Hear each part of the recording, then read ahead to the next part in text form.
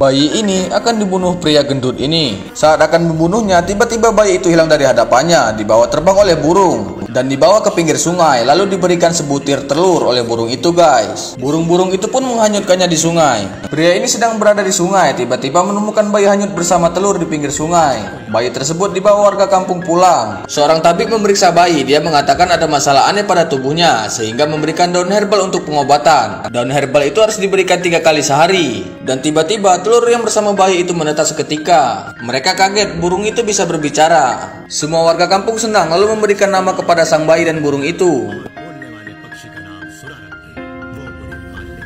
10 tahun kemudian, anak itu bertumbuh besar, dirawat oleh seseorang, dilatih keterampilan bela diri, dan bermain seperti anak pada umumnya. Dari kecil anak ini menunjukkan banyak kelebihan. Semua warga pun senang, guys. Dia dibesarkan bersama kakak perempuannya. Dia bertekad menjaga mereka. Ayahnya bercerita sebuah kerajaan yang tidak dapat dimasuki oleh orang luar. Saat itu ia membawa sekelompok orang kampung menghadap untuk meminta keadilan terhadap mereka. Karena saat itu mereka dilanda kemiskinan. Tiba-tiba ratu melompat dari singgasana dan memotong tangan ayahnya hingga putus. Ternyata itu bukan ratu, melainkan panglima kerajaan.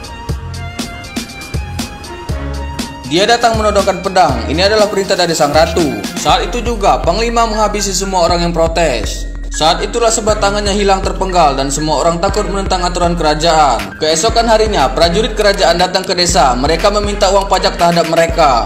Karena keterlambatan, seorang warga dipukul. Anak ini tiba-tiba mengambil batu dan melemparkannya dan mengenai muka prajurit itu. Kakak perempuannya mendorongnya. Saat prajurit bangun, ia mengakui bahwa ialah yang melempar batu itu. Prajurit gelap mata dan menghabisinya. Semua warga kaget dengan prajurit yang tidak ada peri kemanusiaan ini.